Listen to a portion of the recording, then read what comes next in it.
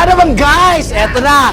Samahan niyo naman kami at inilibot ko kayo sa aking pore! Pore! Pore! Ano? Pore!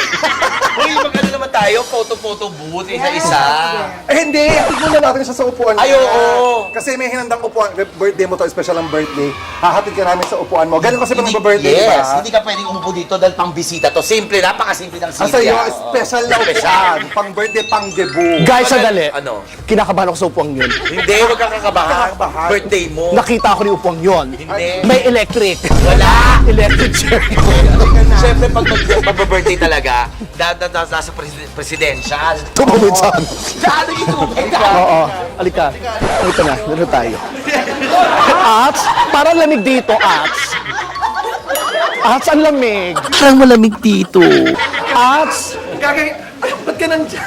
Ay! Hindi dyan! Akala ko bago pumasok ng restaurant. Kailangan hugasan yung paa bago kumain. Linya ko yun. Halika dito. Dito ako dinaan. Hindi, ganyan talaga pag birthday.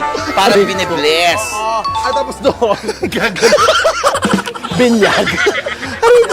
Ada, ayan. Para debut ang dating. Dinagay ka namin talaga sa may ilaw para ano. Ah! So, nakita niyo po, dito po ang upuan ni Lassie. Pero yung handa, nandoon. Ang layo. Para hindi.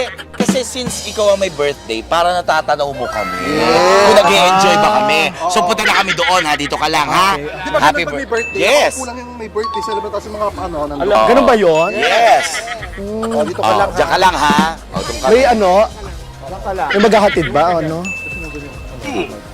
Ano, dito lang ako hanggang mamaya?